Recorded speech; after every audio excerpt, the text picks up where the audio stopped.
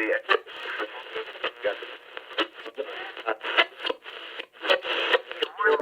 to XWFM 99.9, home of cunt and cuck in the morning. The action never slows down.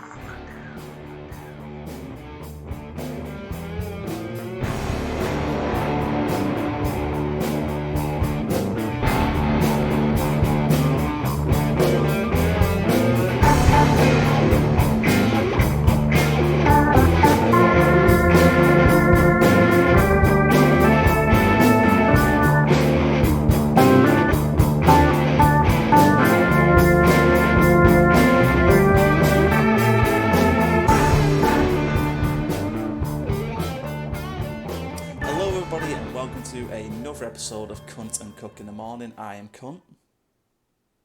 And I am Cuck. And, fuck that up. Whatever, be right, we'll keep rolling. I'm also known as Gator, and joined with me, the beautiful, the amazing, the incredible, the birthday boy himself, how I've missed him ever so dearly, the amazing Ned K. Thank you so much. I appreciate the love a lot. You deserve it. I don't know about that. I don't know about that, but I strive to be the kind of person who is worthy of love from such a cunt such as you. You're too sweet. You're too kind to me.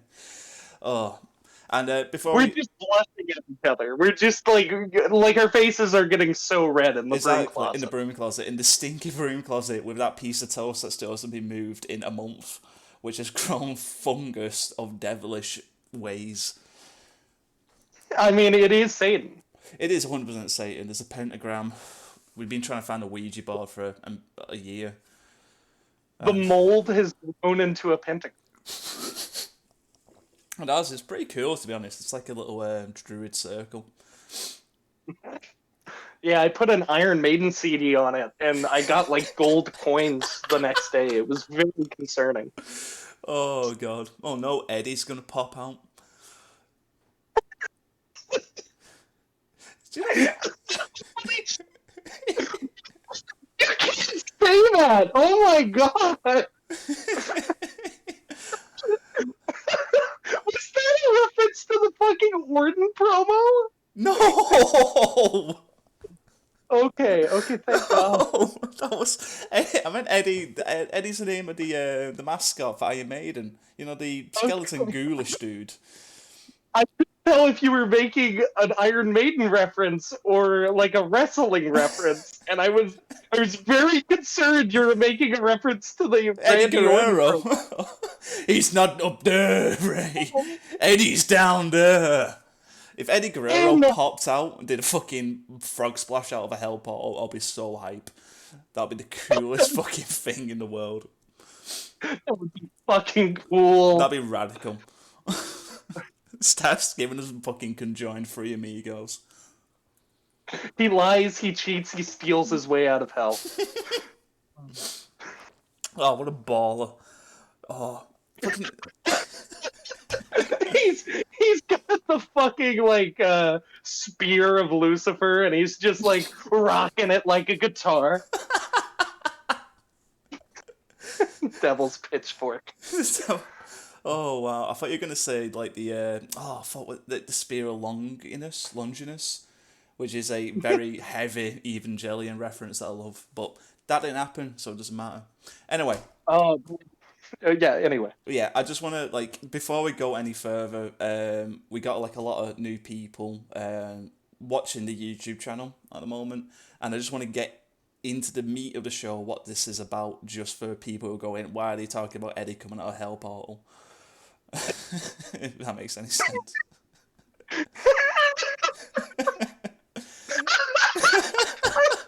How did we get this off the rails? 2 fucking minutes into the return radio show. Return radio show. You can't call it a podcast because we're not a podcast. Oh, right. Okay. So, out of character.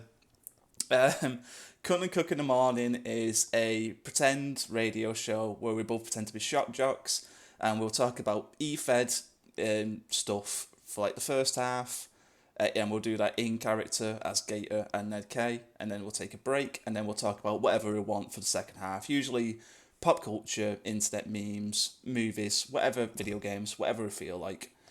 And that's basically the entire show. This is less of trying to explore E-Fed people and E-Fed world, and more give you something to listen to while you're writing RPs, try and make you laugh, and if you find it funny, then we've done a good job. If you don't find it funny, oh well, we're going to keep making them, so get used to it. That's pretty much the truth of it. If you find it funny, then you have the same dog shit sense of humor as us. If you don't, we're still making each other laugh, which is what's important. Yeah, that is very true. Also, the audio quality might sound a bit shit on this episode, but it sounded shit on the first two anyway. I'm trying to fix that. But we're using OBS this time instead of Audacity like we used last time. But yeah. Yeah. Well, the audio will get better. Yeah. The voices will not, though. The voices are still bad. No, you're stuck with this fucking Texan and this horrible northern British kid. I'm almost 30. Why am I calling myself a kid? Alright.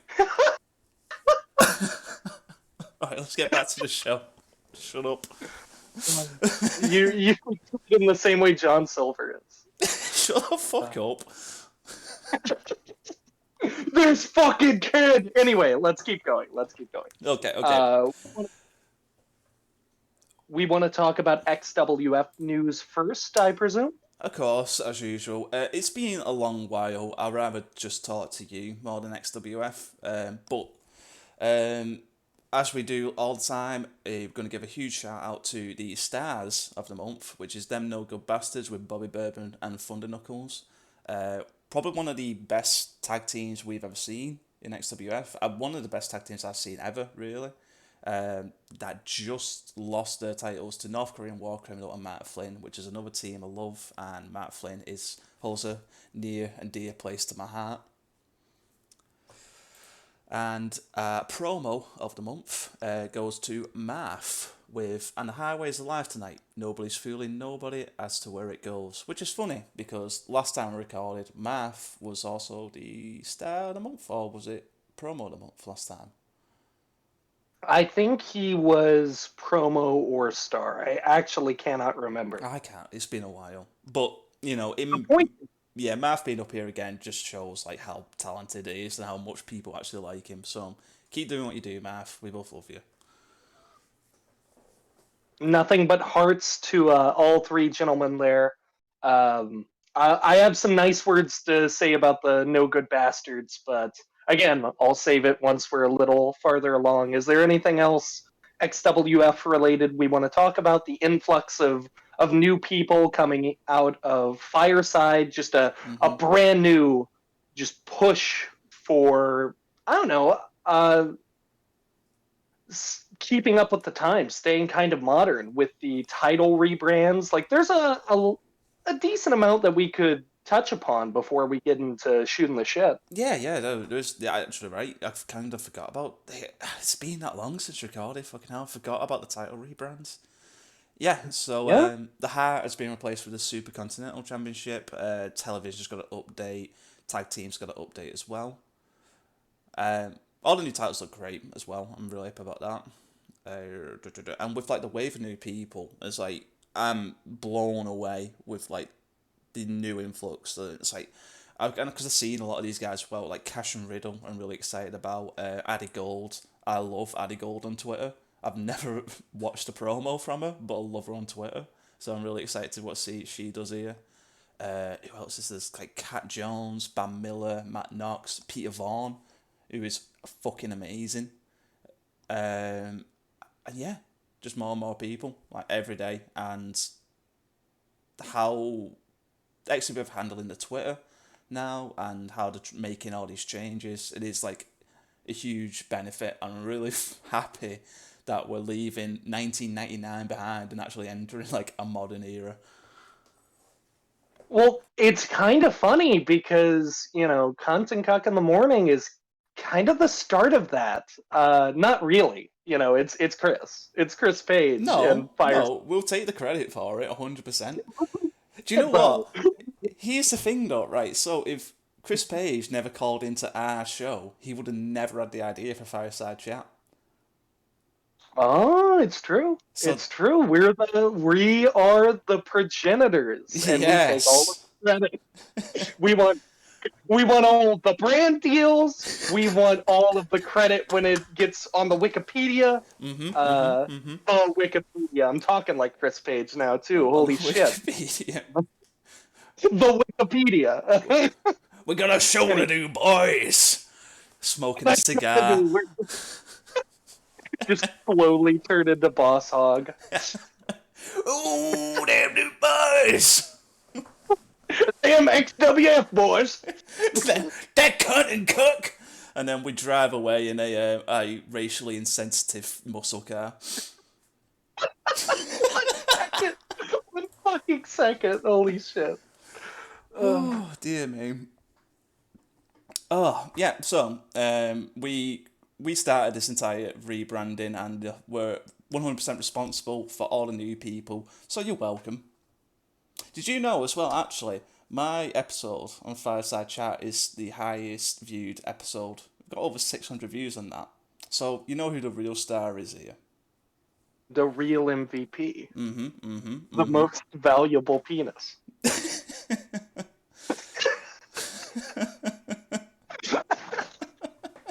Why did that make me laugh? That's so dumb. I hate that. It's because it was the stupidest thing I could have said. That's what my girlfriend calls me. I don't know if my ex calls me that anymore. Oh, Hey-o. oh, self. We'll get into it. Yeah. But yeah, there's a lot to cover with XWF, like way too much for what we do on our show. I think it's definitely better suited for an XWF podcast talking about it all. And we only spend like 20 minutes talking about XWF usually before we ramble for an hour like absolute toddlers.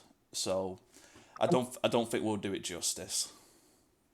No, of course not. And another part of it is just the fact that we do want to kind of show with this return episode what we have to bring to the table. What we do that's kind of unique. And if we focus so much time on just the XWF stuff, we wouldn't really be able to showcase what makes Cunt and Cuck in the Morning, Cunt and Cuck in the Morning, what makes this show sing. And that's us being fucking morons. That's true. Well, speaking of that as well, because like there is something I want to do just to touch on it, because this goes out to a lot of people now, and a lot of different people that are watching stuff and shit like that, which is awesome, but also terrifying at the same time. So, just moving past XWF, there are two feds that I just want to give like props to and a huge shout out to. That being Fight NYC, who have some of the best graphics I've ever seen in my fucking life for a website. I am unbelievably jealous of it, and it's got a lot of very talented members. So check them out. And also check out Pro Wrestling Excellence, which are fairly new, I think. But again, graphic side are amazing, and they got a fairly small group of people, and I think they're looking for a couple more members. I think the cap is 30. So if you're interested in joining like a new exciting fed, check out Pro Wrestling Excellence. If you're interested in joining like a booming, very growing fast fed, check out Fight NYC. And that's all I want to say on that. And I think that's a good thing to do, especially with how the XWF 99.9 brand has kind of become synonymous with, interfed discussion and interfed diplomacy. Because I know that for a while, that used to be really tough. Like, that's mostly back in the day, though, like 10 years ago, 15 years ago. Yeah. Like XWF has always was in like its like dark little corner with other EFES in the dark little corners. So it's really amazing, to see all like the people hosting the super shows and like all the Twitter outreach and like people working together and coming together in a beautiful fed orgy, really. Yeah, instead of an alliance, it's just a big fuck pile. Yeah, Uh, you join a Fed, put your keys in a bowl, and you fuck everyone else. just hop on and don't mind the sloshing. The sloshing.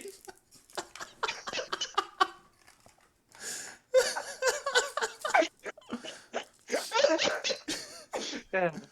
Wow. Welcome to Content Cook in the Morning. Oh, This yeah. is what we're about. Welcome to Come We and talk Cook in the about- Morning. We talk about cum all the time.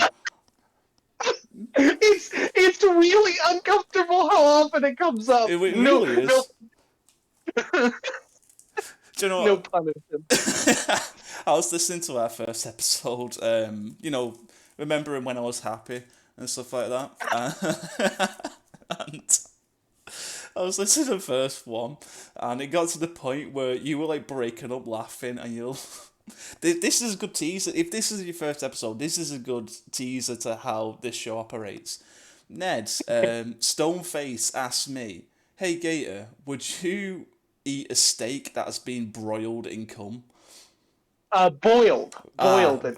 Boiled in cum before being seared on the grill. And I looked at him. I looked at him dead in the eyes, and I said yes. Yeah, you did. I did. It's true. This is just part of the show now. This is canon. When people go to the law page on the XWF Wikipedia, it will say Gator will eat a cum steak. Which one of us is the easier romance option?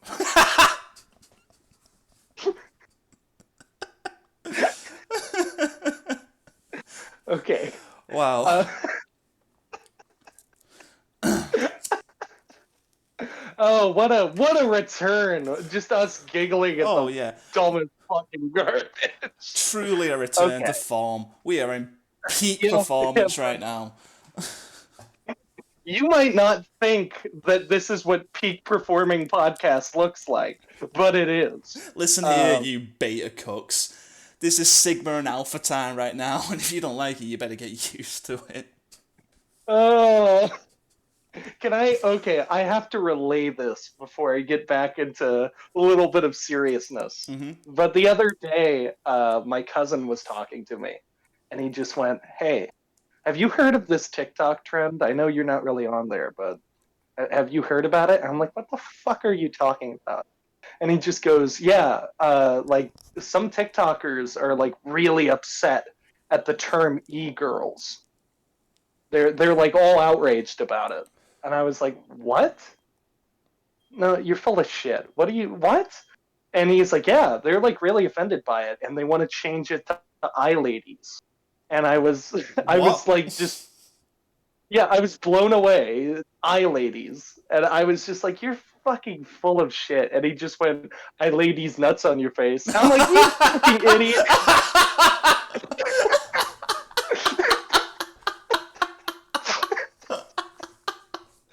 Oh, you got, dude. I got, and I knew he was full of shit too. He stuck with me. I got sucked. That's amazing. I got ligma, I should say. You got ligament, yeah. Oh, Yeah, I got ligma. as well. Do you like tapes and CDs? I do actually. I don't have much in the way of tapes. I more like the idea of owning a tape. Okay. But CDs, I own quite a few. Well, how about I take this dick to your face so you can see these nuts?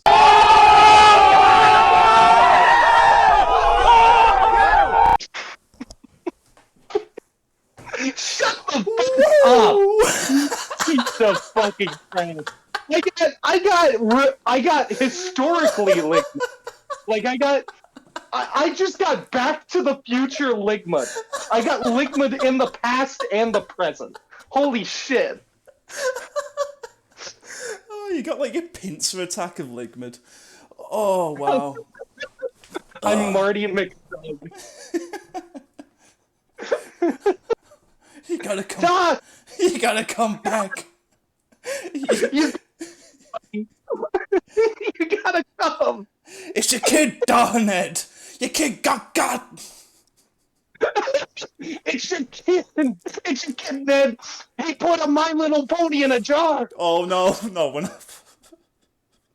Bum, bum, bum. And then they drive away in the cum jar. Oh, no. Where we're going, we don't need room. Breathing holes. Where we're going, we don't need breathing holes. We don't need holes. Oh, okay, right. Disgusting. Piece shit. Get this bad quick. Holy fuck. It's just natural between us. It really is. Alright, so after talking about that, would you like to get into a little bit of serious talk before we go to break? Or would you let's leave that for later? I'll go ahead and get it out of the way. And I'll say part of why we're getting all the goofiness out and why it is so ridiculous is because we haven't really talked like this in a while. Yeah, it's been a long time. Yeah, it's basically been since the last radio show has been recorded. And the reason that is, like, you know a little bit of this, and some people who are kind of in the know in the Fed know about this. I don't talk about it a whole ton, but I'll go ahead and just kind of be straightforward. So in one of those 2 episodes, I mentioned, it might even be the pilot, I mentioned my ex-girlfriend. Yeah. And that's because very shortly before the recording of the first Cunt and Cuck in the Morning, and part of the reason that it was recorded is because I got dumped out of a pretty long relationship, about 4.5 years. And I don't think it's appropriate to go into like all of the details or even most of them. So I'm just going to keep it to the bare minimums. And that's I did not take it very well. It kind of fucked up my brain. If you've ever read a Ned K promo, you know I'm a pretty existential guy. I think about like life and happiness, and I've dealt with a lot of difficulty when it comes to recognizing how to kind of stay happy or content with myself. And excuse me. Bless you. Thank you. And that really just threw my entire world off. It just it didn't help that a suspicion that I had that was basically confirmed later was that she left me and had cheated on me with a friend of mine. So I, like, in the post breakup period, essentially my self-image was uprooted, and then my like security when it came to the place that I was living in, well, the lease is up at the end of the year, and I was made aware that I needed to find another place to live by then, which is never a great thing when you are just at like rock bottom emotionally. So I just kind of shut the fuck down. And it was not the best response on a personal level, because it was hard for me to really reach out. The bastards, fucking bless them, because they have really helped, even though our communication has been sparse since that initial month. They have really fucking helped, because just giving me something to focus my mind on. Gator, you've been a huge help, just because I had like an activity to look forward to. Chris Page, fucking class act. But because I reached this kind of like low point mentally, and then I had to deal with like the confirmation of all of my worst fears being true, I had to leave that place. So this is the big reveal. I've essentially been homeless for a good 2 months. I am not anymore. And I always had a place to stay. Don't get me wrong. I have very good friends in real life who have all allowed me to just kind of, be around. And this is actually part of the reason that I have stuff to talk about today, and I have stuff that I'm excited to talk about, is because I had friends to, get me through it. And I guess this is a big roundabout way of me saying, if you're going through something rough and you think that it's kind of hopeless, it's not. Even if it feels that way. I would be lying if I said I was like at 100%. I'd be lying if I said I felt at like 50% right now. But I do feel better. And I know I'm going to feel even better than that later on.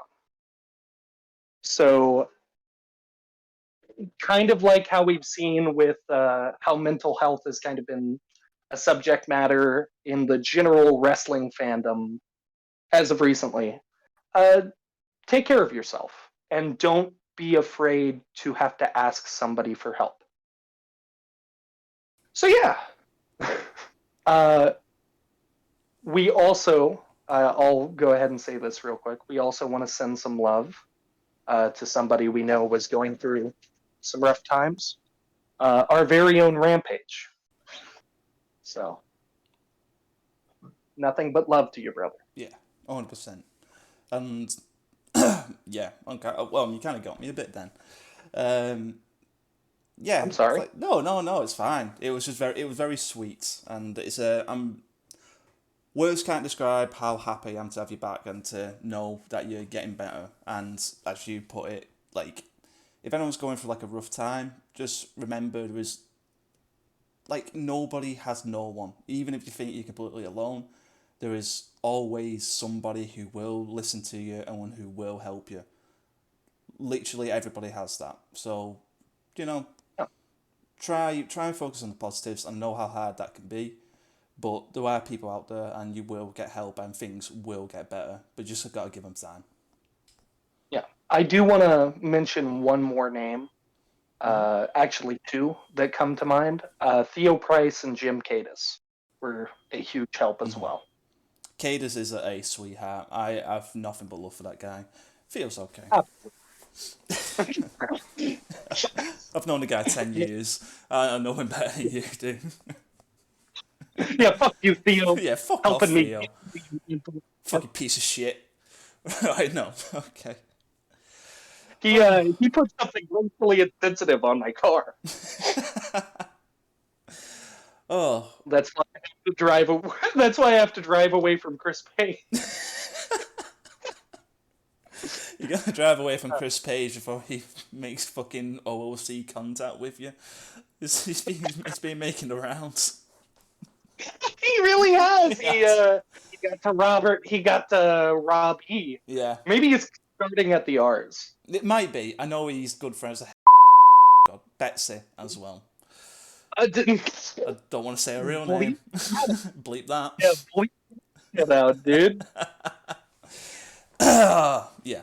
My God, Gator. My bad. It has been a while. It has been a while since we've done one. Okay. Okay.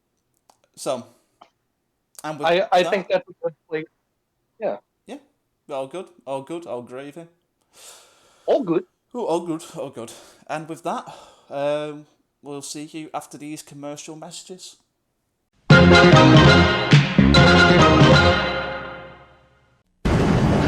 Hello. Gotham Corner Store? Yes, we seem to be down to our last Diet Coke. A gentleman is on his way to pick some up. Just look for a black car. No, this black car will be rather difficult to miss. And by the way, The gentleman is usually in quite a rush.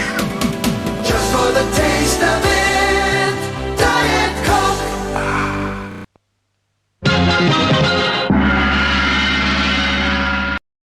And we're back from commercial break. So this is the even more goof off and off topic part of the podcast, where it's just stream of consciousness all the time. And I know if you're listening to this episode for your first time, it's going to feel like it's all that, and it kind of is. But typically, we have a little more structure towards the beginning. No, we don't. Why lie to them? We try to. We really do, though. We try. We just get off topic very easily. We do. And That's alright, so that's the thing though, really. So what we usually do is, before we start recording, we'll be like, oh, I want to bring this up. Oh, it's like, oh, I want to bring this up. Because we've been recording so long and we're just eager to get back into it. I think you have an idea what you want to say. I have no idea what I want to talk about. well, thankfully, I could kind of, trudge us through the nonsense. And something I either brought up on air or off air is that I have had oldies on the brain, really old-timey songs. Mm-hmm. And that's because while I was staying with one of my friends, he got me to start Fallout New Vegas. Oh. Yeah. One of my favourite games ever. Absolutely adore that game. It is a game I have been meaning to play for fucking years, and I was about to before all the bullshit in my life happened. But it happened. It gave me an excuse to kind of get my mind off of everything, and holy shit, this fucking game. It's so good. It's really good, and I've realistically been getting like the baby version where, you have somebody to kind of hold your hand when you need it a little more, or at least just like have you think about doing something. And even then I felt incredible freedom and just engaged in every conversation in the Mojave Wasteland. It's so fucking good. Yeah. But I guess what it got my brain on was, what kinds of media do you think have affected you as a writer primarily?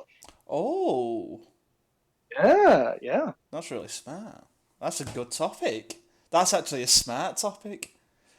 Yeah, it is. It is. You're going to have to cut out a little dialogue just because my work got in the way. Oh, I didn't pick it up, so I think we're good.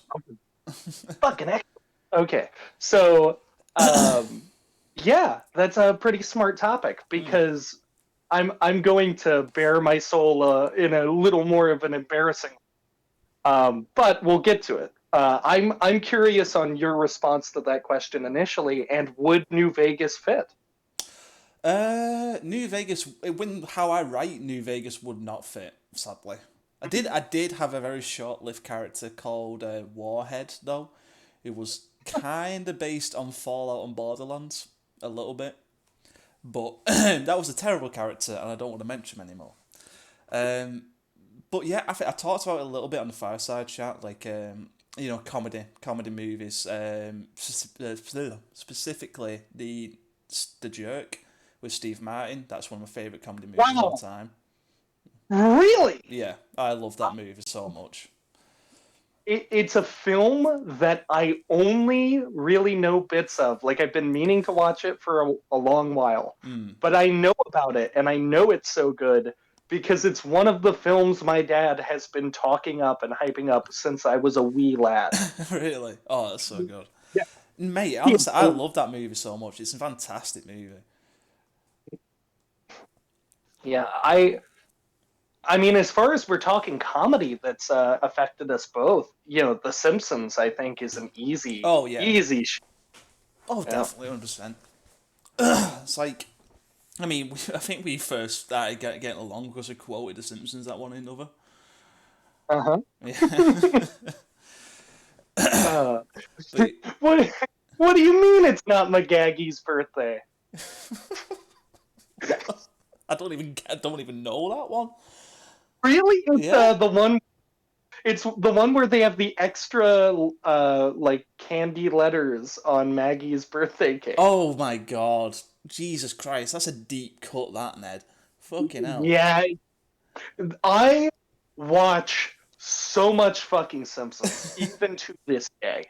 Like, I don't watch it as much as I used to, but if there's nothing to do and I've got to get out of my brain, I do acid. Cut that out. I don't really do that. Cut that out. I just wanted to say it as a funny. But no, if I really need to kind of get out of my brain, I watch The Simpsons. Yeah, me and my girlfriend, for some reason, we watched all of American Dad, start to finish.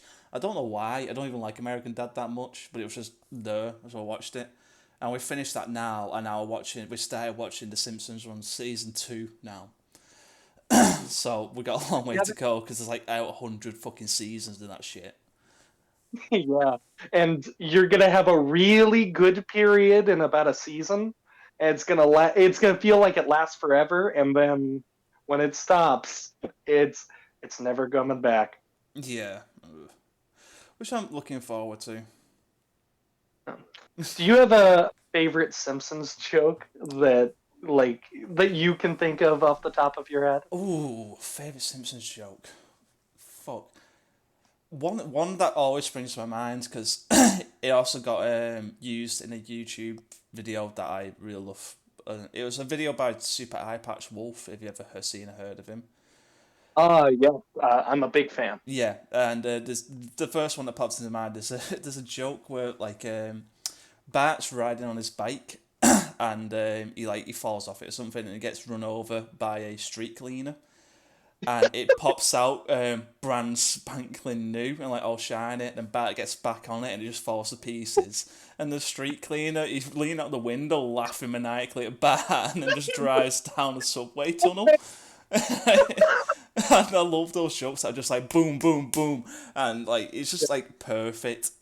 That and something that I just thought two more of my favourite ones. It's like my favourite episode is Springfield, but the S is a dollar sign, or Springfield, or How I Learned to Love the Gambling, I think it's called. No, or How I Learned to Stop Worrying and Love Legalized Gambling. That's it, yeah. And it's Mr. Burns, where he's going crazy, and he's talking about the spruce moose.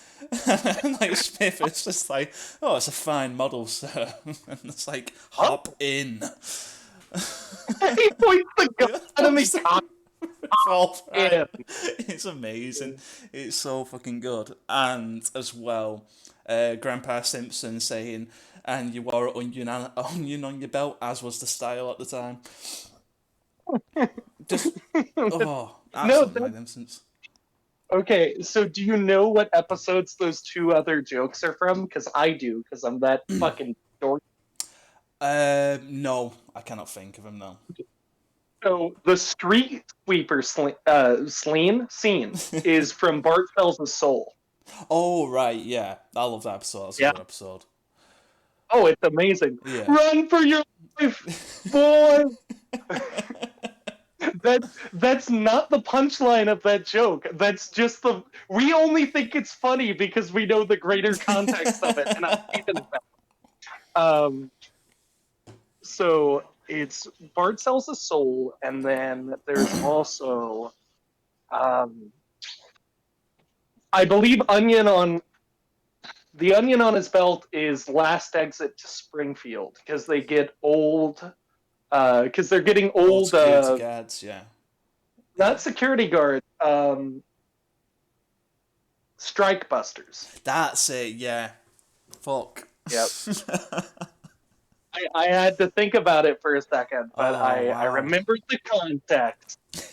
See, I think there are funnier jokes in that episode. Don't get me wrong. I love the onion on his belt. Yeah. Give me 5 keys for a quarter, you'd say.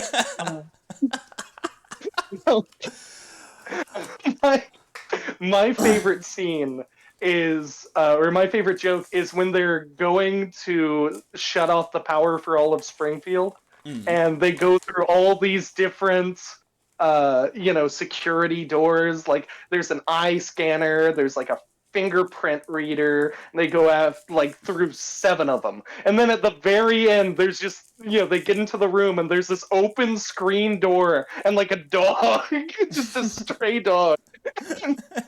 Mr. Bird just takes the dog out and slams it. It's such a dumb joke. They use that joke as well another time as well in Mr. Burns' office, where like they open up a secret door and like saying like this room is like not even a bacteria can get through it, and Homer's in there eating donuts. He's eating a sandwich. Yeah, they love that joke. It's so good. They really. Oh God. One of the funniest episodes, I think, is Homer at the Bat. Oh yeah, I just watched the episode actually. It's so good. It's fucking like astronomically good. Mm-hmm. Ozzie Smith disappears off the face of the earth, and it's funny. Oh, shave those sideburns. All right, actually, shave those sideburns. Oh my god. Okay, so the reason why I loved Onion on the Belt, one of my mates, Andy, he is a gigantic Simpsons fan. He loves the Simpsons, like more than anyone else I know. And he's got like long red hair as well. So twice for Halloween, the reason why I love Onion on the Belt is because one time for Halloween he came out in just normal clothes, didn't change anything apart from tie an onion to his belt, as was the style at the time, and I thought that was such a genius costume. I bust out laughing. And second time for Halloween, he had this long, gorgeous red hair, and he grew a mustache, and he shaved those sideburns. Oh my god, that's so good! It's amazing. He looked incredible. I need to find you a picture for after the show. Oh, please do. I'm also trying to think, like, I know my dad's favorite non sequitur in The Simpsons is during Sideshow Bob Roberts. They have Bart in a car. Sideshow Bob has him in a car, and they're, like, roughing him up. They're representatives of the Republican Party. I'm not making this podcast political, but that is actual plot points in the episode. Don't give me shit. So they are making it seem like they're gonna rough up Bart, but instead they just put like pins on him and then toss him out the car. And then right after that, after they drive away, the fucking Riverdale gang just drives down the road. Just goes, "Sad Riverdale." It comes out of nowhere.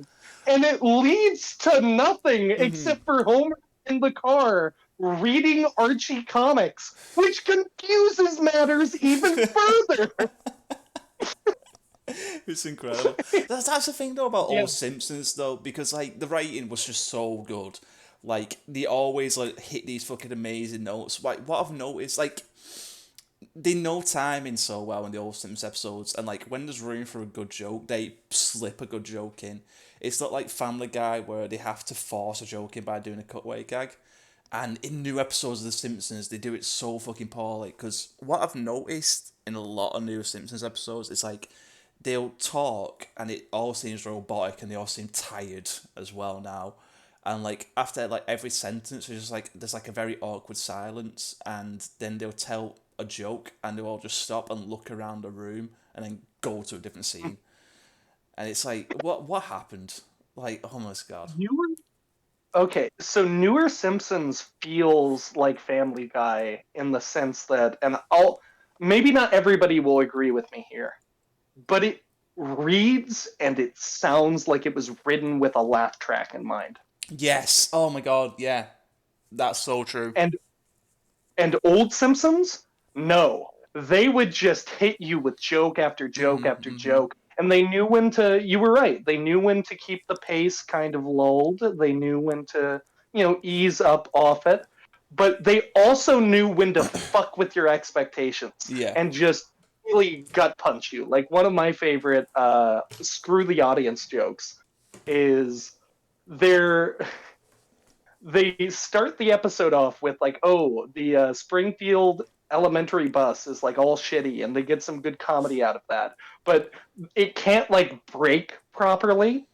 So they're going to like a Civil War reenactment, and then they have this like guide explaining this canon to these tourists or these visitors, and she's like, oh, this canon has to be treated very very well, because even the slightest bit of pressure could cause it to go off, and that would be horrible considering it's pointed at the main support leg of that guard tower.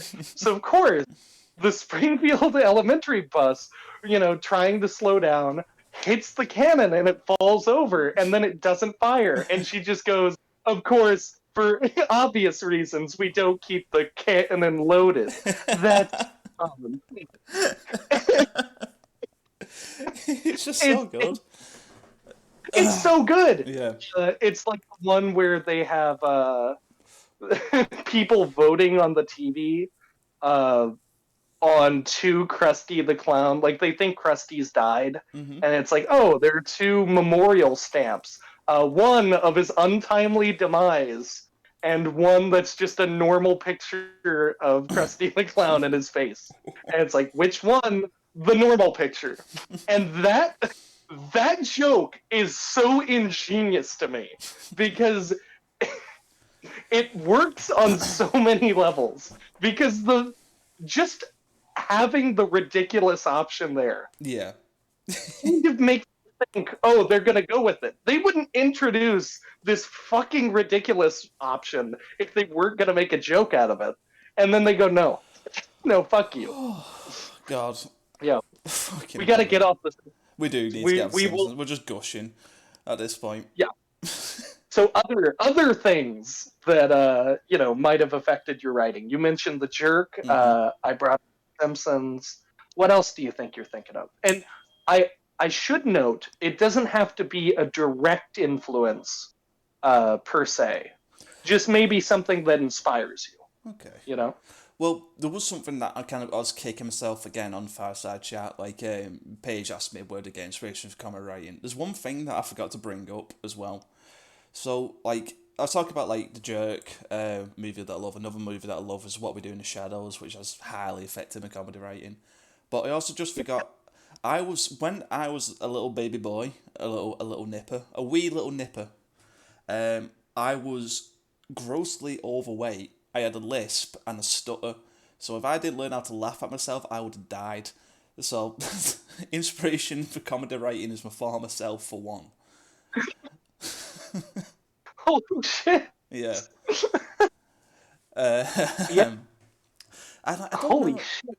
For other stuff writing, I don't know. Like, even though the writing in it is quite bad, I like fucking Gears of War for some reason. I was like, Really? Yeah, it's hugely affected me. Because Okay. I don't think Gears of War doesn't have very good writing, especially 2. 2's a mess. But it it's such a weird thing to say. It's like, because it goes through so many genres, like 1, 2, and 3. Like, it goes through, like, the first one is kind of trying to be like a horror game. The second one's like an action game. The third one's more of an adventure game, like trying to do it. I'll leave it to the original trilogy because that's the ones I like. But if you just kind of look at them from like just a writing standpoint, if you follow the game modes through, it kind of shows you different ways how you can, like, different scenarios you can put a character in and get different emotions and motives out of them with the exact same character that you had from the start. That's actually a really poignant point. I like that. And this is coming from a game where you chainsaw underground mole people. It's not all. They can't all be winning. Not every game can be New Vegas, where you would probably learn about those mole people and empathize with them. And you could have a choice between, like, setting the mole people nest on fire, or empathizing with the mole people and sending them to that weird tree oasis. I will never have a more memorable gaming moment than being so surprised once I had the chance to lie to somebody about cannibalism. I don't want to get into any more detail than that for people who haven't played the game. Fucking It's so good. It's a great game. Everyone should play it at least once. It's kind of old now, but that means it's really cheap. You can get all the DLCs like really cheap as well. Go get it. Also, I think you can... Oh, sorry. Have you found? I can't remember which town it is in, but have you found the NCR Memorial? Yes. Yes, I have. I did not shoot that thing because that is Oh, so you're a piece of ridiculous. shit. You should shoot that thing. It's the funniest part of that game. No, I'm not gonna upset that guy. That's rude. I'm gonna put the clip out of it up right here.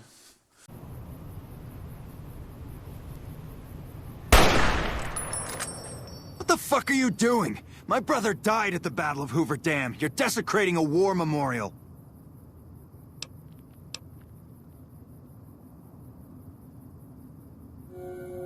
Oh, now it's on. Go ahead. I do have Max Goof following me around though. Oh. I'm not talking about a mod. There's a companion in that game who is voiced by Max Goof. Oh right, I didn't know that. Which character? Yeah, it's Boone. Oh, is it Boone? Oh, I didn't know that. Let me just say for people who don't know, or this is for people who do know. Damn, Dinky the dinosaur. I saw a picture of like the Pokemon anime, and it had James like in the mouth of a Kangaskhan robot shooting something, and it just had questline one for my baby, and I laughed. Oh, that's so good. I love that. It was. Hopefully, I can find it and we can put the image up. Okay, so this is gonna be real shit hours. I'm going to tell everybody the game that got me interested in writing again, and it got me interested in writing again before I joined the XWF. It is arguably the catalyst for me getting into the XWF, whether I knew it or not. Is it Void of the Mind? No. No. Why would it be void of them? I made there did on my fucking ceiling? No. I just think that would have been funny. It would have been fun. I'm that conceited that my own game is what got me to join the XWF. No. Oh god. This is gonna sound so bad. Doki Doki Literature Club is a very interesting game. Wow. And wow. Yeah. Okay. Yeah. So, I am very well noted amongst my friend group for having very little patience with anime. I completely follow you with that as well. Notoriously, no pun intended. I have a test for media, just kind of in general, and it's typically TV shows, that does not let most anime pass, just because a lot of anime is dog shit that takes too long to get into the swing of things. 100%, yes. Hot take. So, I have a 15-minute test. If you can't get my attention in 15 minutes, I'm not wasting the rest of my fucking time on you. And that doesn't apply to people. That would be so rude. That's just for media. That's for TV shows and shit. And I won't pretend to have like a super nuanced opinion on it. I just am not going to get to the point where I can have one because I don't care enough. So there have been a few anime that beat the 15-minute test. The first one to do it, and one that I think most people should watch, even if it's corny and campy by today's standards, is Serial Experiments Lane. That show kicks ass. Um, but like it kicks ass in the way that like if I were to tell you to watch it, Gator, right? Mm-hmm. Um, it's not like, oh, you're gonna watch a dude get like ripped in half. It's like, no, you're gonna sit down for 13 episodes and think really hard, and that's the show. And because of my relative disdain for most things anime, uh, a parody slash deconstruction of gal games is not the first game that you would see somebody like me playing. And for the most part, I would never touch a visual novel that isn't a Phoenix Wright game because I fucking love Phoenix Wright. Mm-hmm. But that fact kind of like reveals what my core issue with a lot of visual novels is. A lot of visual novels are just excuses to look at cute girls and then whack your wee wee. Mm-hmm. And I hate that. It feels kind of exploitative and gross, and even beyond that, if you just want to look at the content, it's not really engaging to me on a conceptual level. I don't care about learning about fictional characters only in the context of relationships. I'm fine if they come organically, but I need some sort of player initiative. That's why Undertale works for me. That's why New Vegas works for me. I have some initiative in how to interact with these people, and because of that, it engages me. So I don't know if you know the spoilers to DDLC, Gator. I know the high points, I guess you could call them. I know the highlights of it.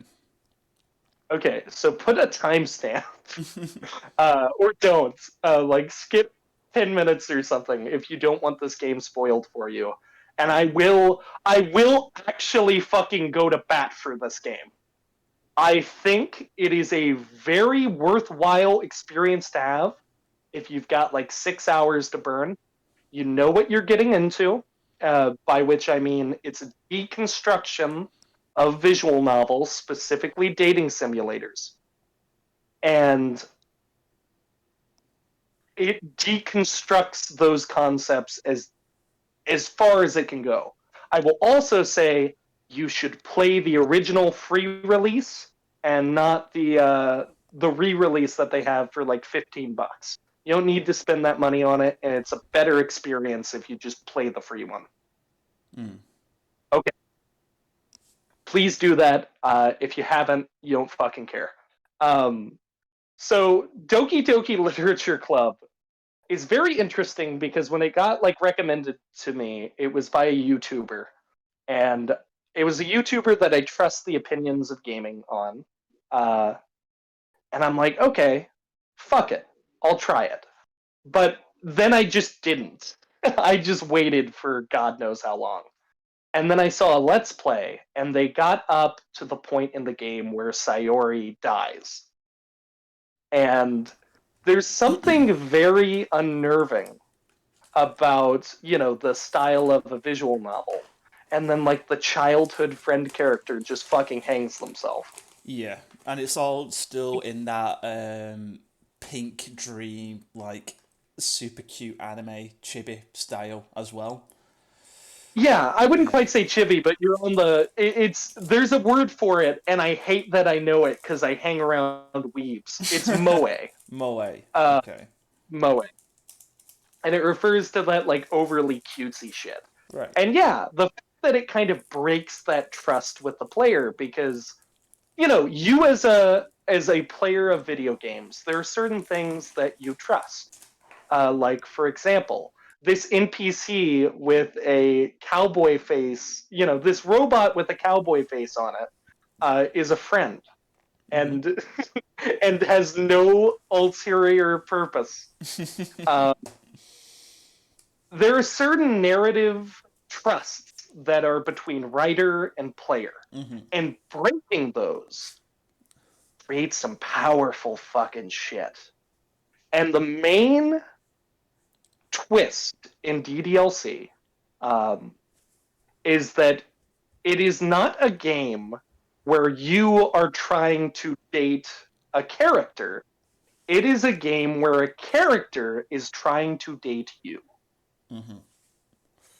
And that's such a fucking fascinating premise to me. That premise alone created one of my favorite video game characters of all time. One of my favorite antagonists of all time. Yeah. Because go ahead. Sorry, yeah, it's just like, well, a moniker is Yeah. who you're talking about, yeah. And it's like, it isn't just like a character is trying to date you. A character is forcibly trying to be with you. Yes. And no matter what you do, and no matter what choice you make, it's always Monica. Mm-hmm. And that is such a dark, kind of premise on so many different levels. Right. The first one being the real one that gets me is the fact that the game acknowledges that these are characters in a dating sim. So their purpose, their existence, is to be dated and romanced. And Monica, by the very design of the game, cannot be pursued romantically. Mm-hmm. She is a character in a video game who cannot fulfill her purpose, and she finds out that she is a character in a video game where that kind of love is denied to her. And that for me alone was like, holy shit. Yeah. It's incredible, really. It's such like a smart way of writing. I honestly, with Doki Doki, like before all that, I got so tired of 4-4 breaks. Like the joke got ruined for me with him, and like the whole meta gaming, like with Undertale as well. It's like, oh, to learn the game, you got to go into the cold and dig up all this shit, and it's like, like I just want to play a fucking game. But Doki Doki, like it was written so well that didn't become a chore. That became intrigue, and it became the way how to complete the game, and it did it very well and very clearly as well. Yeah, and like as much as I personally love Undertale, and I'll go to bat for the game, even by like 2014 standards, the whole meta narrative stuff was starting to get played out. Yeah, and I really feel like Undertale was like the beginning of the end for it being very effective. Mm-hmm. I would argue there are like little meta narrative things to do with the. I don't want to say too much about New Vegas, but there's a little bit of meta narrative when it comes to one of the characters in there who has a very interesting house. And that is all I will say. And I think you know what I'm getting at, but there is a meta twist to that reveal. Yeah. So Undertale, I enjoy it, but yeah, by 2014, that stuff's starting to get played out. It was really perfected in games, I would argue RPG Maker games, like Off and One Shot years earlier. Yeah, and like that really, you're completely right about that. I haven't played One Shot, I've played Off though. Yeah, talk about a fucking game. Yeah, that was a really good game. For an RPG Maker game as well, like that's like top notch. Absolutely. I don't think it ages perfectly, but I still think for how much time you put into it, which isn't much at all, it aged very well. 100%. But for Doki Doki to come around and take this very, very well-trodden ground and make it not only engaging narratively again, but frightening and thought-provoking. Holy shit. Like, I cannot get over how much I obsessed over that game for a couple of months, because it just rocked my whole world as somebody who looks at narratives and somebody who considers themselves creative. because to see someone so effortlessly take down an entire genre and really ask important questions of a player about morality in a dating sim. Yeah, yeah. Yeah, It's that's smart. It's cool. It's really cool. Like, yeah. and there's so many people out there saying, "Oh, there's not interesting games out there." And I was like, "Oh, and I don't want to say, oh, video games aren't art and stuff like that, but there are like really great thought-provoking games, and there are games that like twist the genre and like make it feel new. And Doki Doki is there, and it's completely free if you want to try it. Exactly. Yeah, And I just wish more people understood why that game can be such a transformative experience. I can understand with you. It's like I can 100% see how that could kick the writing bug in you again. And I can definitely see Yeah. inspiration from it in your writing as well. Yeah, because I don't fuck with people's expectations a whole bunch, but I do care about kind of the narrative clarity Yeah, that these kinds of games provide and these kinds of shows provide. I think that's something interesting we glossed over for The Simpsons is how tight a lot of those stories were. yeah, You know, I completely agree with that. Bart's Comet. Yeah, Bart's Comet is a great example because it begins you with a set piece that leads you into the reveal of the comet, and then when the comet comes down, it hits that the big butt Skinner balloons. Yeah. Yeah, Oh and it's god. like it's so concise. It introduce information, pay it off, and I know that it sounds silly to to kind of praise that stuff because it's like that's just telling a story, but when you're people like us who are either involved with a lot of writing from all around and people who watch like red letter media and browse the internet and all of these very poorly told stories, we see so much shit where it's just people do not know how to tell a fucking story. And I'm guilty of it too. Oh yeah, I am same. almost We all are at one point in our lives. Like, if you look at my first RP ever, you're like, oh my god, what the fuck is this guy all? But you learn from media that you watch, you learn from other people that you see writing, and you do get better, and you do realise what you want to do and how you want to write it. yeah. And I think another part of DDLC that really touched me on like a personal basis is that inspiration can come to you in the most unlikely of places. Yeah, that's so true. And that, goddamn. It's funny because we've touched upon like 3 subjects. I should say I've brought up all of them, I believe. But we've touched upon like 3 things that I could literally talk about for fucking hours. Yeah. Yeah. I like how, we're like, at the start, well, before in the normal part, we're like, haha, come, state come. And then we introduce this, and it's like, oh, this is the part where we just go off the walls and, talk about anything. And then we talk about deep inspirations and what motivates us to write. Like, this is like highbrow, usually. Like, Well, it's because we just talk about what we feel like talking about. that is true, And yeah. And I know we got something planned for it in a little bit that is going to lower the tone of this part significantly. So, yeah, the brows might have been up on your forehead, but they're coming right into your mouth. highbrow becomes low mustache. Becomes a fucking goatee.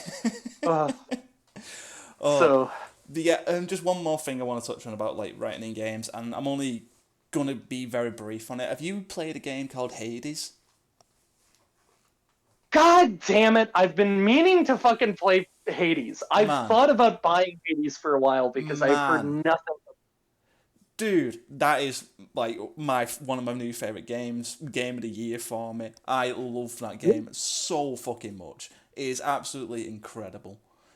I love roguelikes. Binding of Isaac is one of my other favorite games ever. I love games like that. And Hades has a fucking incredible art. The combat's really fun. The levels are really fun. Like the roguelike elements are fantastic in it. And then it just hits you with some of the best story and character writing I have ever seen in a video game. God damn. And If you talk a little bit longer about it, I don't mind. I am willing to listen a little bit. sure, I'll hit on it briefly. So, Hades is based on the old like Greek gods and stuff like that. So you play as Zagreus, who is the son of Hades.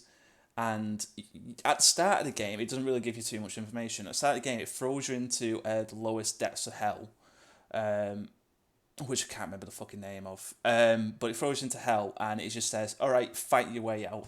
And you get to the first boss, and she kicks your ass, more or less, who is one of the Furies. And at the start of the game, it tells you, your whole point is you're trying to escape from hell, so you can go be with your family on Olympus, like, Zeus, Athena, all them guys. And then as you carry on going through the levels and you keep failing or you keep proceeding and you get a little further each time, it keeps dropping little story elements. And it's like, oh, you're not just going out, you're not going to get out of hell so you can go be a Hades and go to Olympus and be happy. You're going out to see what happened with Zagreus' mother. And then it keeps going and going, and you keep getting further and further. And, at the top, when you reach Earth, you fight Hades, your dad. And after that, you go off and you meet Persephone, your mother. And these aren't really story spoilers, really. This is very early on stuff. And that's it. And once you've done it the first time of meeting Persephone, you just keep going through it over and over and over again. And you keep getting better, and you keep getting new abilities, and you keep unlocking new things over and over and over again. And it keeps hitting you with story points, and all these like little characters that are hanging around that's in the sticks start becoming your friends and start talking to you more. And I've put about 150 hours into the game.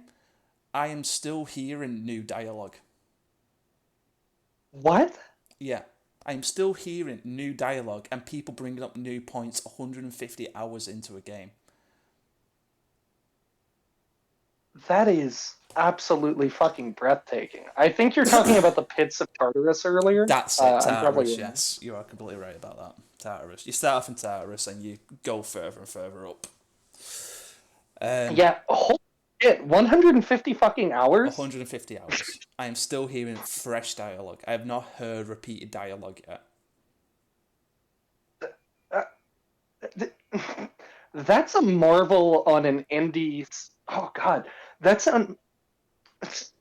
It's unprecedented. It's mind-blowing how much work is put into the game. And I love graphic design, I love art and stuff like that as well. And this game is breathtakingly beautiful as well. For like an isometric game, it is gorgeous.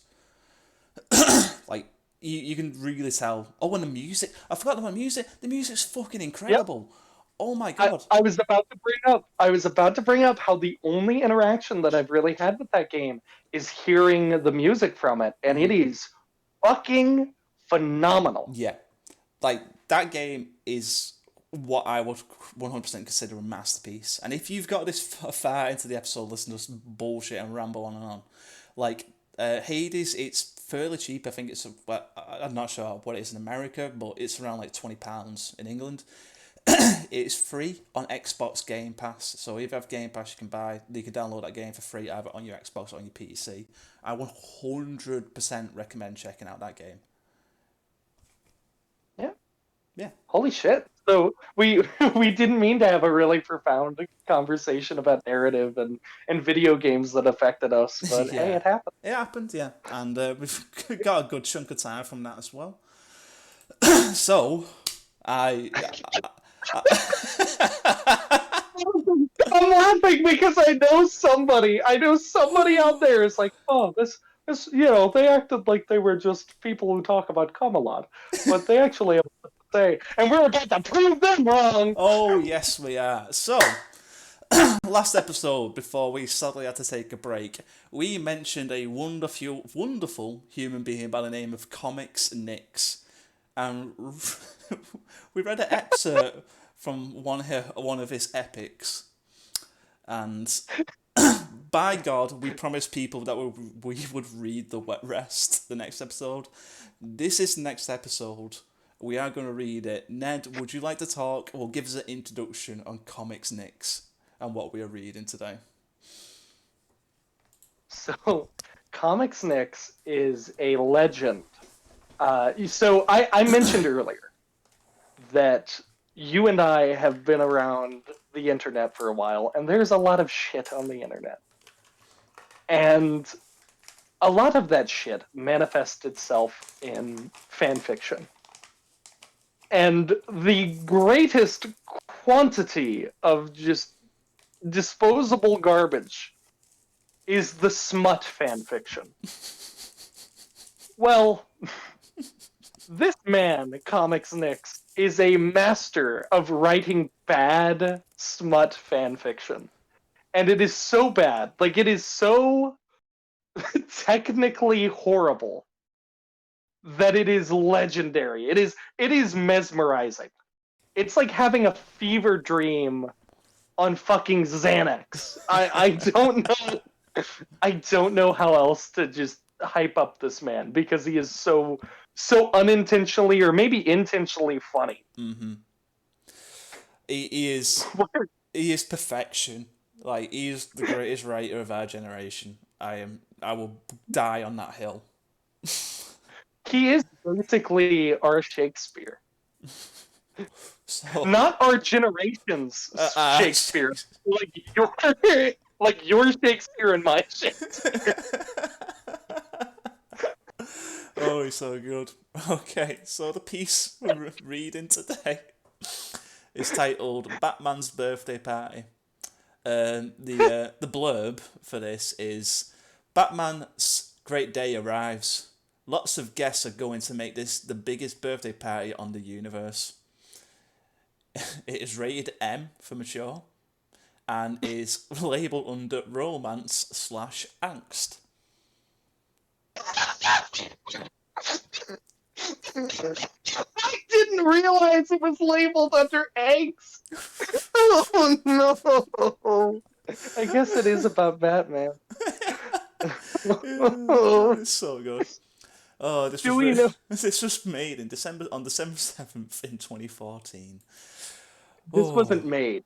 It was discovered. It's discovered. This was birthed from a mind's eye. Wow. Oh boy. Oh shit. Are we starting from the top, or are we trying to find where we left off? We'll start from the top because I cannot remember where we left off.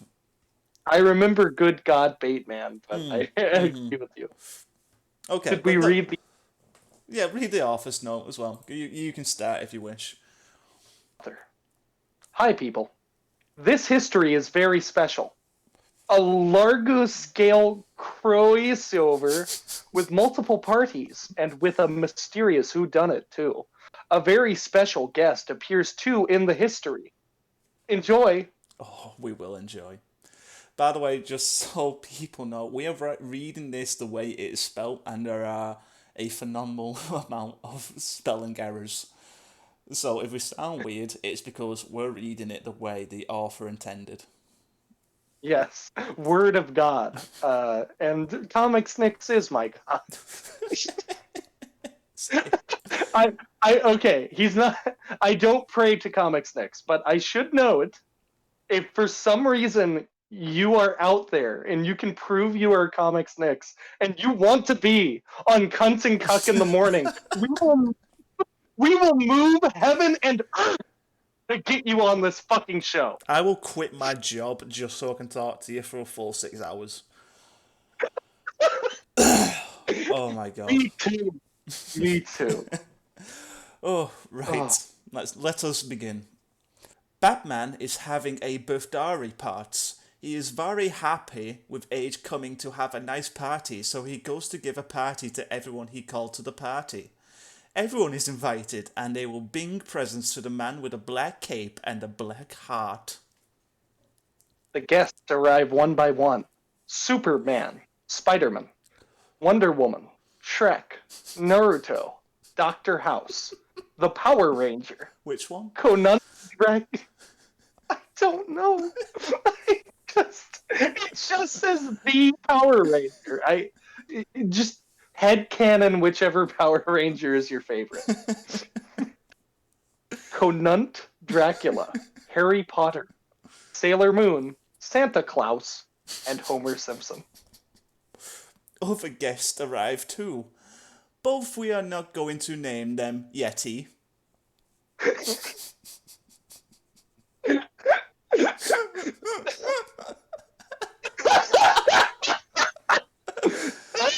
Oh, wow.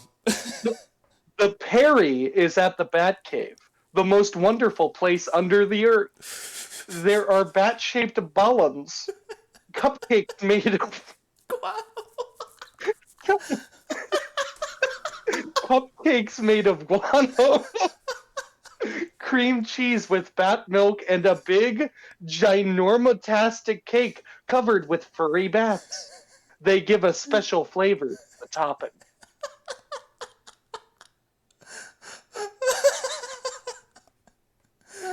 Botman, utter with happy Wonder Womb. Your party is nice and all, but when we have time for us to be alone and fuck. No Womderwoonin fried but and with sad periculous face at the Amazonian goddesses. We can't fuck in a special day like this. Do you remember we are postponing our nuptial night till our marriage day? I love that so much.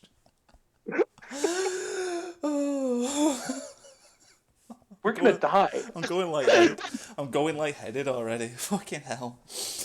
Dude, me too, dude. Oh, good God, Bateman, I have needs. Cries with utter despair Wonder Woman, feeling her vagina drying because of lack of semen watering. Batman peel little in his panties. I tried to hold it back. I tried to hold back the laughter, but that line is so Oh my God. bad. Next time I'm with my girlfriend, I'm going to say, jump me wet my vagina with my semen watering. And then pee a little in your pants. Why woman need to be so complicated? Asks Batman to his headmates. Oh, fucking get a load of this guy. In the otter room, Spider-Man Man is chatting with Marge Simpson and Dr. Hoice and Power Ranger. So Marge, says Spiner Man, I love your gigantic towering bluish hairlines. They give me lots of honors. No! Cries desperately Marge Sispons. I am married to Spider... With no fuck's sake. I am married, Spider-Man, and you're in a relationship with Marjane. Oh my god, I could hear you dying at the end there. I could not do that voice. I can't do it too loud either. I've got neighbours. If you want, I can Marge. Sure, I you can... do Marge. Yeah. I hate that bitch. I prefer MILF like you, little yellow doll. Are your pubic hair blue too? I want to catch him. Marge gets very rosaceous and her pussy starts to smell like macaroni. It doesn't sound like. It doesn't say like. It says smell macaroni. Oh, smell macaroni. Your brain is trying to make more sense than there ever will exist within it. Dr. House feels inside his medical nostrils the strange smell and comments. Marge Cispian. Wait. Marge Ciscions. I suspect you have a case of autoimmune disorder. You must find a medic now or you will die. Oh no! Cries like a shrieking manatee, the yellow-scanned, hot-body woman of Homer. I'm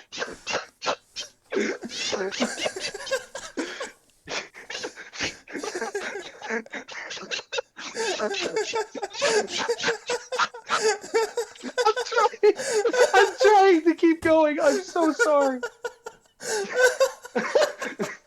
Okay. I think that's the line that broke us last time.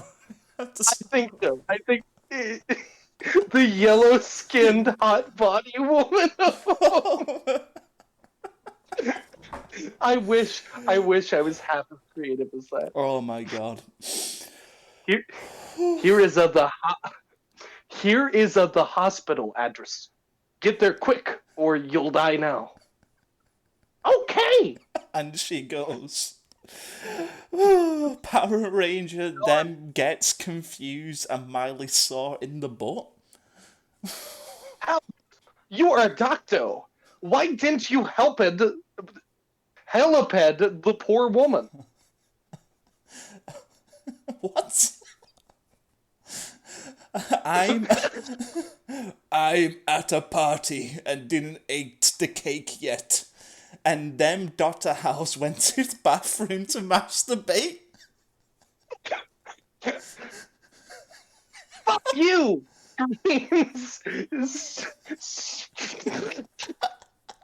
Screams sperm demon. Screams Spurdy Man, angry at Dr. Gergo House that Marge is now gone.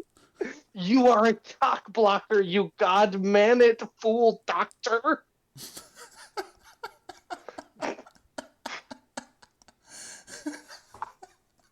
Gator. Oh. Dr. Hoser just showed the middle finger while entered the bathroom with a cock in hand. Wait to get into the bathroom. He already had his cock out. He was fucking ready. Oh. Spider-Man, them needs to find another lady to fuck, or he'll finish the night with a blue ball. Oh wow. Oh god. Whew. I've been in Spider-Man's situation. Whew. Oh, tell me about it, buddy.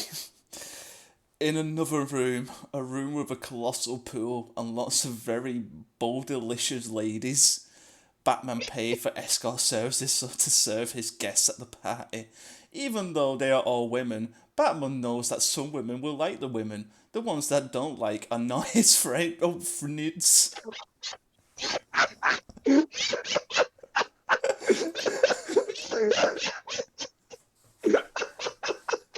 I love the implication of that line. Yeah. It's just this sleazy guy who refuses to have friends or women friends who aren't bisexual. Yeah. You're a straight woman, get out the cave. Fuck you. Get the fuck out. In one side of the pool are Naruto, Santa Claus, Harry Potter, and RoboCop. The other side have Batman and Homer Simpsons. Oh, cool. Now I need to do a racially insensitive Japanese accent. No, just do the dub. Do the dub voice. I don't know the dub voice. I never watched Naruto. He says Japanese accent as well. It does, but you don't have to. This man says a lot of things. You don't have to. Guys.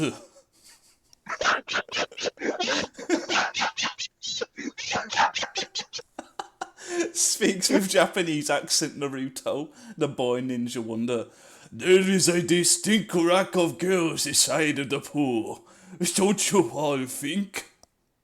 You absolutely cannot say there is a distinct rack of girls. Oh my I'm so lord. sorry. It says Japanese accent. That's what the author wants me to do. I am so sorry. Comics Nix, he is a cruel and mean god. Yes, says Harry Potter with the magic wand in his hand. You gotta do Very British wooden. accent. You gotta do a British accent. Oh, I do, you're right. Yes, says Harry Potter with the magic wand in his hand, very wooden and stiff. It appears that they only want the attention of Batman and Homer Simpson. Oh, that was a good. That was actually pretty good. I have to admit that. That's exactly Thank what you. I sound like. It's exactly like you. Homer and Batman were at the other side of the gigantic pool, being kissed on the abs and buttocks by the paid escorts. Homer cock was rounded, and that was perfect for Wait.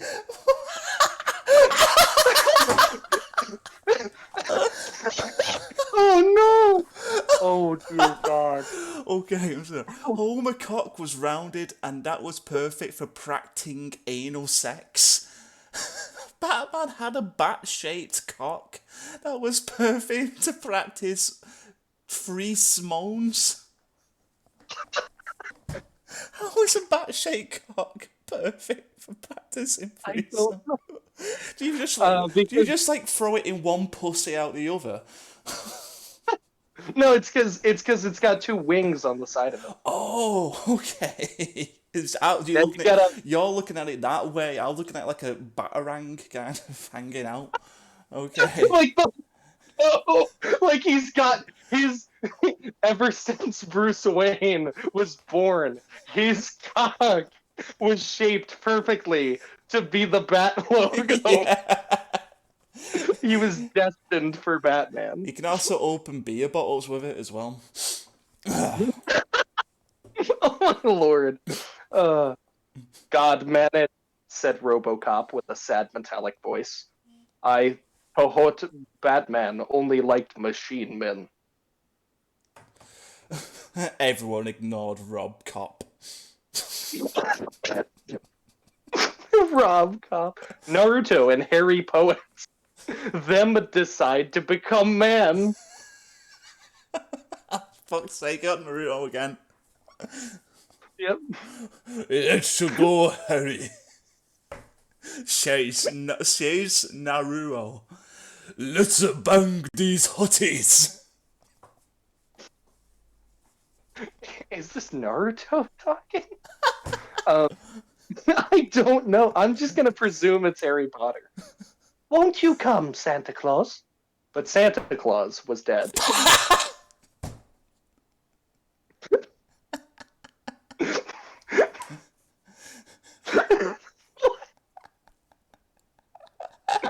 What a fucking swerve.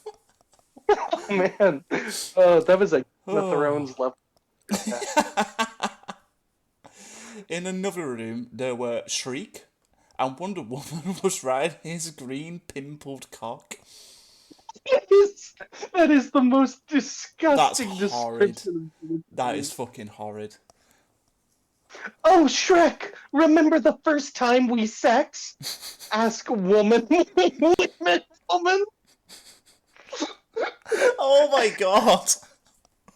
Ask a woman going up and down on that faded woman. Feeted scum of a troll.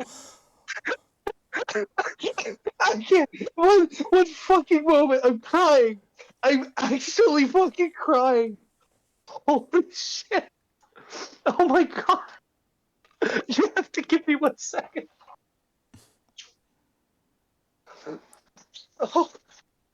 Oh my god. Okay. Ask woman going up and down on that feeded scum of a troll. His smell was so putrid that even the bats of the bat cave died around him. A circle of dead bats circled the two lovers. I don't know how to do a Shrek voice. Do it. Just do like the most normal voice in the world. Oh, yes. In another room, Dr. House is having an affair. Sailor Moon, I love you. I love you too, Dr. Gregory House. Oh. Oh. The Japanese. Oh, the Japanese blonde girls of Moon, especially the limp leg shell of a man named House. What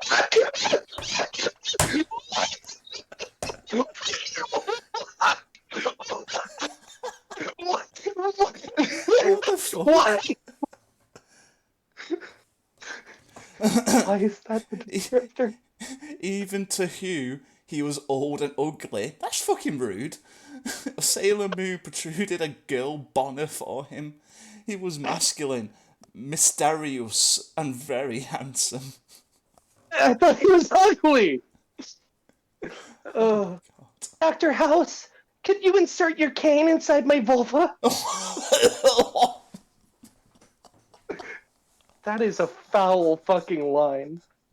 I was recorded. I'm going to be recorded saying this line. I can never get rid of that. Yes, I can. Dear Japanese blonde dream of my heart. And then House put his cane inside her vulva. Immediately, she orgasms multiple times. Oh, House, more! And House don't know what to do.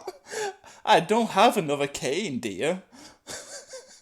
Your penis too, asks sultrily Sailor Moon.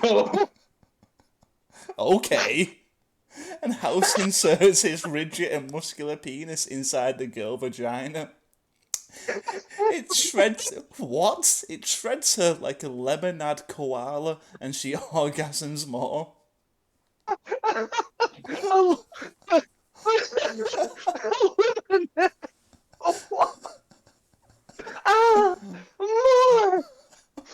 More? Holy shit. And House don't know what to do.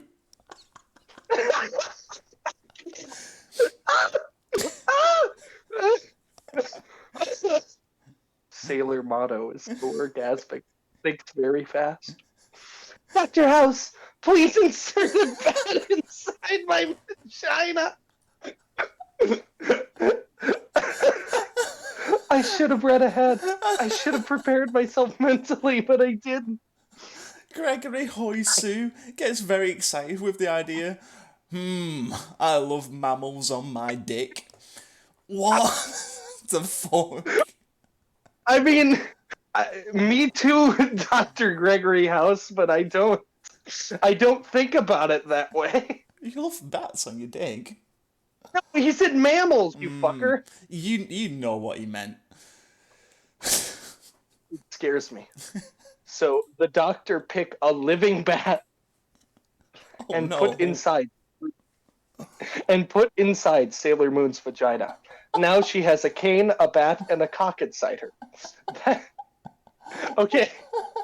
This feels like a Dr. Seuss setup gone wrong. No, I will not eat green eggs and ham. No, I will not have a bat cock inside me. Okay. Fuck me! And House fuck her violently. Oh no! Oh dear. The bat is shaking madly inside her uterus. His wings flapping and scrapping the interior of the more. The cane and the penis are drilling the Japanese girl blonde, and her multiple orgasms are stronger and stronger and stronger. And Sailor Moon's head explodes in a million pieces. Cerebellum and blood cover House, and the bat finally frees itself from his vaginal prison. House is flabbergasted. Fuck! I must hide the body. House big Sailor Moon corpse in pieces and throw them at the bats. They eat and get fulfilled. Fulfilled. Okay, fun stuff. Okay, I need a shower. Fuck that girl. After this party, I must run a differential diagnosis to know what killed her. What a fucking bat in a pussy? What the fuck are you talking about? No, she got shot in the fucking head, and Golf. her head exploded.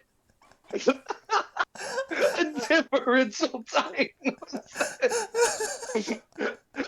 Oh my god. This mystery is killing. And there goes House to take a bath at the whore-filled pool. Yes.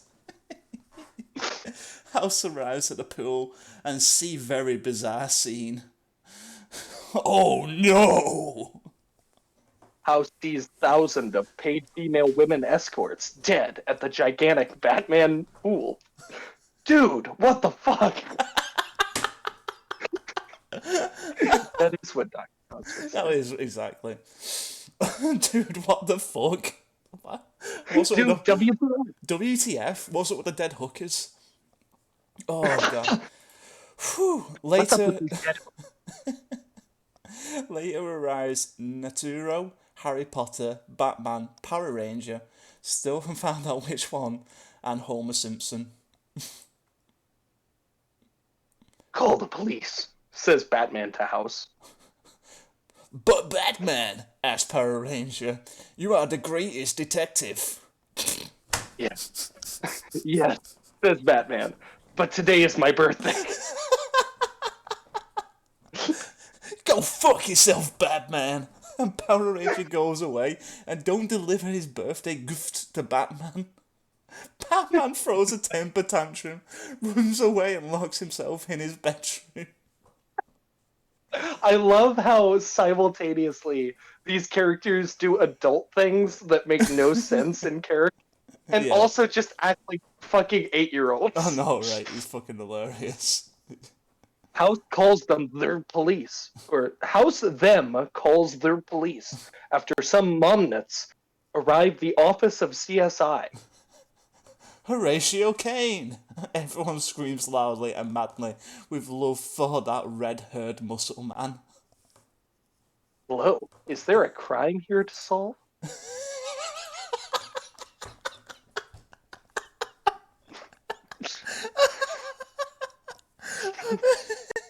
I wish every cop had introduced themselves like that. Yeah, me too. Oh, wow. Ugh. Yes, says House. Look at the pool. Oh, those dead bodies. It was Shrek. Bye. And Horatio Kane goes away.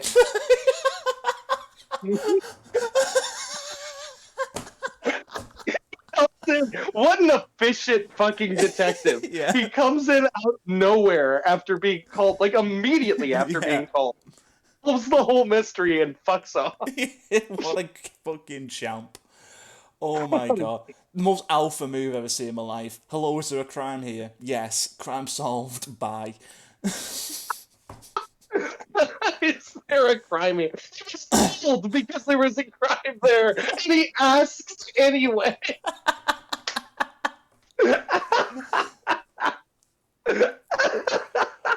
Oh, wow. Okay. Oh, no, shit, I'm reading yours. Oh, sorry. Shriek! Everyone screams. That fucking troll. Everyone hates Shriek. At the same time, Shriek entered the scene with one dinner woman at his arm. She is exhausted.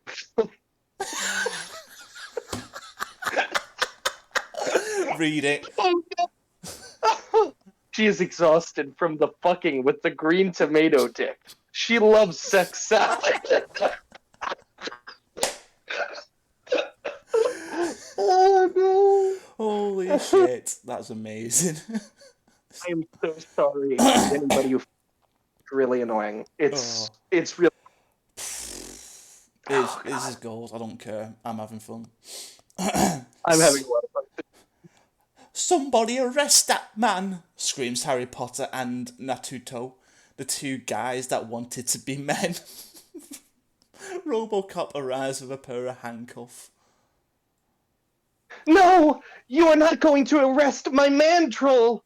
Shrieks Wonder Woman for Shrek. He impregnated me with his green seed! Who will take care of my still unborn child? No! Everyone hears the scream, coming from Batman's bedroom. He is furious. Oh no. Womna womma, you cuckolded me, you fucking bitch. Slubooed from his mouth the Kate Crusada. I'm gonna kill you. A Batman throws a dead bat at Wonder... What the fuck? Dead bat at Wonder Woman's faces. She screams and falls to the ground. You baited! You baited! Scrams shriek, with utter contempt and rage to the Batman. Batman starts to fistfight Shrek, and the two of them draw blood from one another. Pieces of teeth get pulled and eyeballs destroyed by fingers. Shrek punches Batman's guts and destroys his innards with his powerful troll hand. He's an ogre! Batman then picks Shrek up. Shrek tongue, my bad, and rip it off from his mouth. They are slow, but surely maiming one another. Wonder Woman, do something. Oh shit, I was Naruto. Wonder Woman, do something. Cries with despair Naruto. But she doesn't care. She sits on the ground and only looks. She loves Brute Man fighting for her vagina, tripping with Shrek semen at the moment. After a while. I've died a little inside tonight. A part of us, just like Naruto and Harry Potter, we were became boys. men. We became men. Oh, wow. After a while, Batman and Shrek are very tired. Damn, fighting for that bitch is too much work, says Batman. You can have her, Shrek. And there goes Batman, and lock himself inside his bedroom again. He now eats the birthday cake alone. My Wii! What? Oh, I think I know what he's trying to say. I think he's trying to say my love.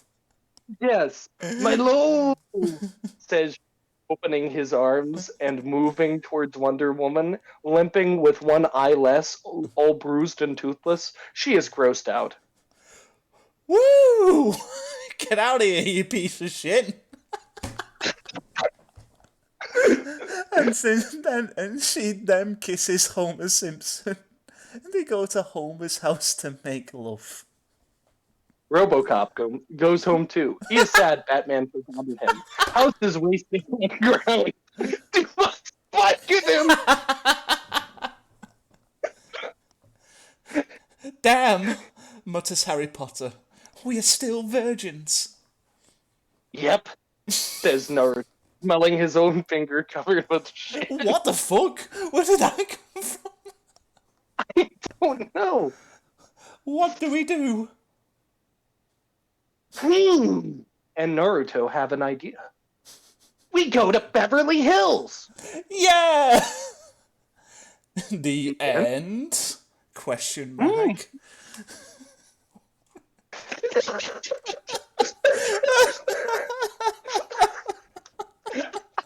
I am so glad we committed to reading the whole. Okay, amazing. This will increase the length. This will double the length of this fucking this podcast. is a long show, but we finally got it done. I don't mind at all. I'm still willing to read more of these. Same. Okay. And with that, we put away our green pimpled Shrek cocks And we tidy up the sex salad. I've been cunt. And like a troll going to his swamp, we turn out the lights. I've been cuck. You've been listening to Cunt and Cook in the Morning. We're sorry. We're so sorry. Bye.